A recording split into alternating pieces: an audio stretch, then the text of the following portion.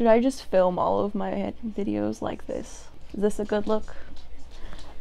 Like, I have a table here, I could just... Hi, how's it going? No, that would be dumb. Is this too casual? I feel like this is too casual. But this chair is so comfy, you just want to like melt into it.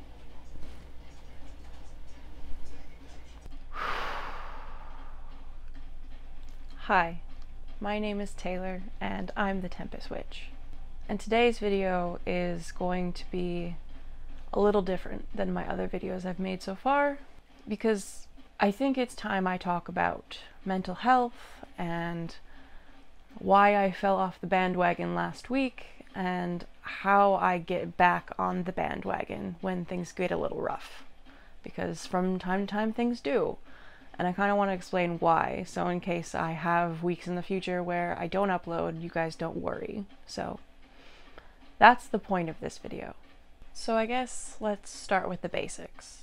I have several mental illnesses. I have borderline personality disorder, I have bipolar disorder, some people call it manic depression, I have severe depression, I have ADHD, and all of those combined in my brain makes things a little difficult. I am medicated and doing a lot better than I was even a couple years ago, and it's helped me greatly to be medicated the way that I am, but that doesn't mean that all is hunky-dory and it just goes away. The thing with mental illness is there's medications that you get to be able to make things easier, but there is no cure. There's no quick fix. There isn't a pill I can take and suddenly my brain works neurotypically and everything's great. So last week I was waiting for one of my medications and the pharmacy said that they didn't have any and they would call me when they did have some. So I went about a week without a certain medication that keeps me in my body. And that's the only way I can describe it, as part of one of my mental illnesses is dissociation. And so what happens is when I get stressed, I step back from myself so that I can be on autopilot and protect myself mentally, which is a coping mechanism, but doesn't help when you're trying to do things because you're running on autopilot and you know in your mental stability state that you should be doing things. You should be doing the dishes. You should be doing the laundry. You should be more productive at work. But you can't seem to fit back into your body right. And so every time you try to, it just doesn't. It's like a puzzle piece that's just ever so slightly turned wrong. And so I stayed like that, and what's great is at my work people are super understanding. We all have somewhat similar mental illnesses, and so we understand when any of us is going through something. We're very understanding. It's a little redundant, but you understand what I mean. So I finally got my medications a few days ago. I've been taking them and everything's been fine and I've gotten better, but things like that happen, and I feel like it's really important for me to tell you that that's gonna happen sometimes, and if I need to take a week off, there's nothing wrong. It's just I don't have the spoons to be able to put out content, because I don't want to be sitting here in my hoodie and sitting in my chair just going, we're existing, this is great, because nobody would want to watch that. I like talking to you guys and explaining what's going on and tell you different things that I know and be this version of Taylor. And the other version I don't like showing people. So if you respect that, that would be lovely. But let's get on to the point of this video. One of the things that's difficult about when that puzzle piece goes back into its correct place and you feel like yourself again and you're sitting in your body correctly again is that you have to try and regain the momentum that you had prior to the puzzle piece shifting. I figured I would just give you a few ideas for how to get back on the bandwagon, specifically the Magickal Bandwagon, to kind of get that momentum going and get back into your practice, because personally I feel a lot better when I'm practicing and learning new things and doing things that are fulfilling rather than just kind of surviving to get by.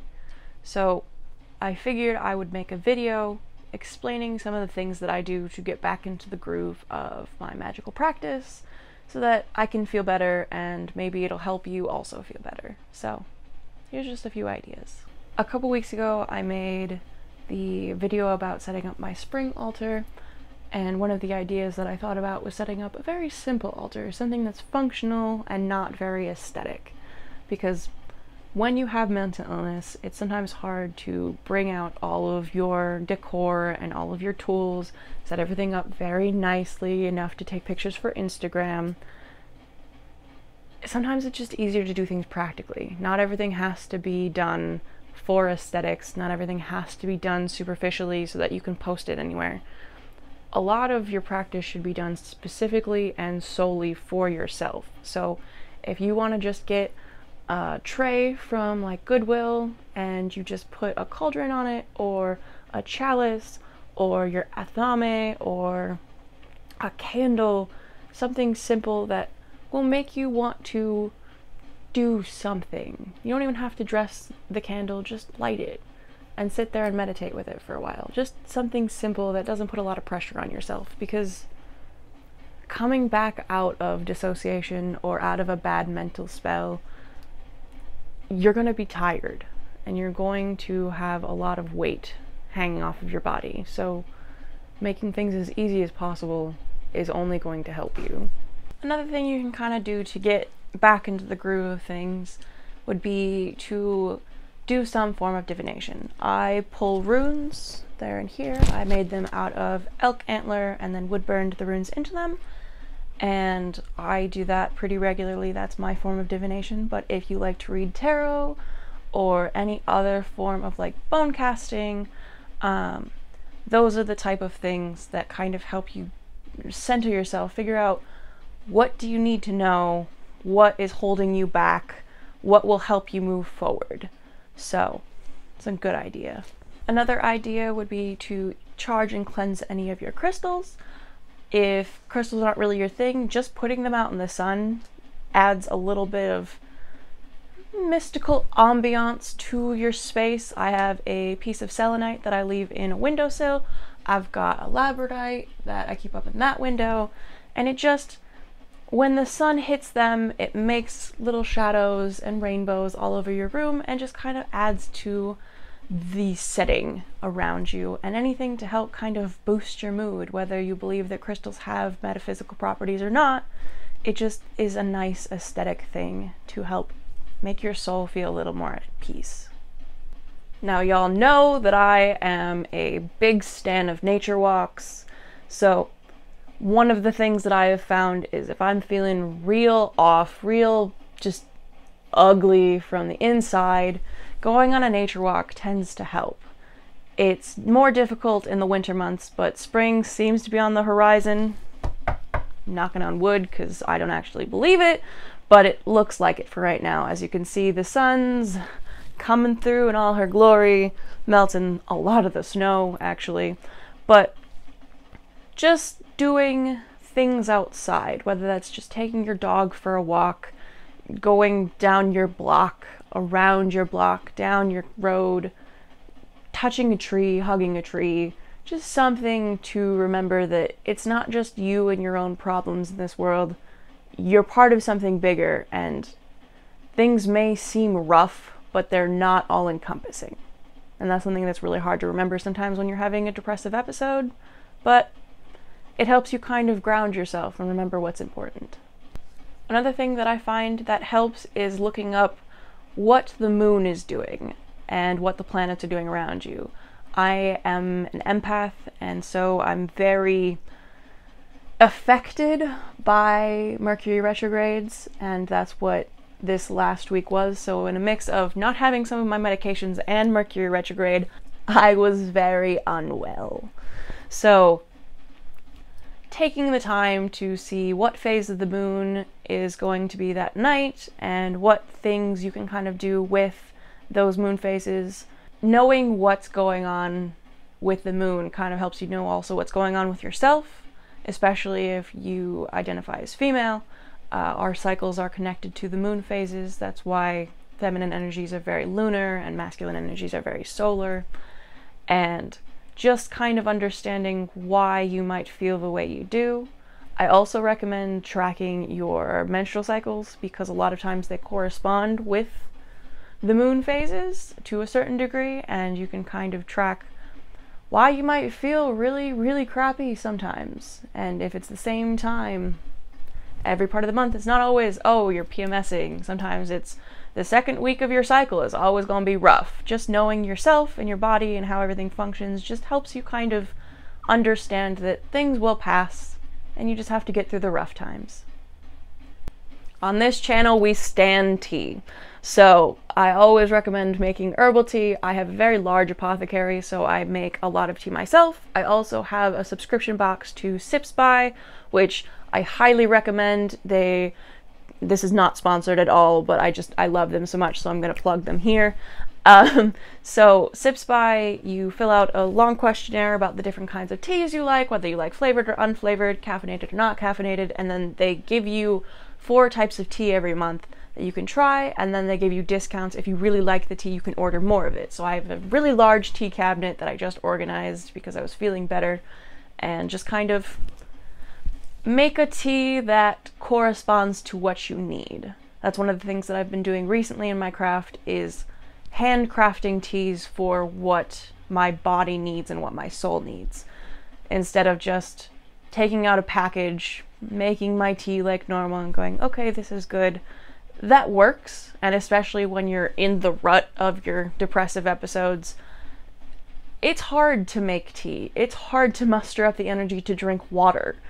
But when you feel better and you can listen to yourself and listen to your body and what you need, it tends to help when you correspond things that would help. So, make yourself some tea. This goes along with setting up a simple altar, but merely lighting candles around your house or lighting incense. I found that personally I focus better on the tasks I need to do, and I feel better and more grounded into what I'm attempting to do when there's fire around me. I don't know what it is, but a couple years ago in college I realized that if I had a candle burning near my workspace, I tended to be more productive and more focused because I had that energy next to me, and the flame itself having an energy and a personality of its own made it easier for me to take in the energy of the fire. So that might not work for everyone, but it really helped me, and you never know if things help you until you try them, so it's an idea for yourself. Another idea, and why I highly recommend having a grimoire or a book of shadows or something physical where you write all of your ideas and all the spells you've tried and different manifestations for the day. I recommend having 2 books. Let's start there. I recommend having your throw-all book. It's messy, it's very unorganized, it's very train of thought, getting all of your ideas out, your daily readings. And then the more aesthetic professional book that you take the time to write nicely and do things very well and neatly and reference in that book.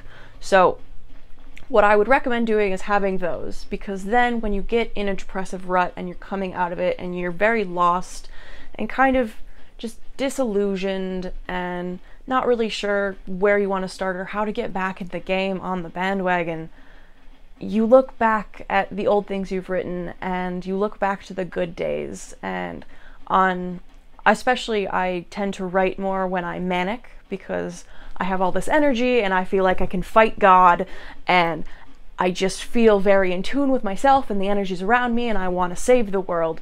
And so I look back to those days because the energy I put into those pages resonates even months, years after I've already written them down. So looking back to things you've written seems to help me a lot, but also looking back at books that inspired you, books that brought you joy. They don't even have to be magical books. Sometimes rereading a good book that helped you out in a dark time or brought you joy that was unlike anything you could remember. a storyline or a character that touched your soul in a way other books hadn't, I find that revisiting those small comforts seems to help you get back into yourself. And I've found that when I get into a depressive episode, I want to isolate. I don't want to burden people with my mental state. I don't want to be viewed as any kind of burden, and it seems easier in my brain to just not inconvenience people and just completely separate myself from anyone that I care about, which, being in therapy, they teach you that that's exactly the opposite of what you're supposed to do. And it takes everything in my soul to not do that, because that's how my brain is wired. But if you're feeling that way, you all have at least one person, whether that's your partner or your best friend or your parent or your grandmother or your cousin or your aunt or anybody. You have at least one person that you trust deeply.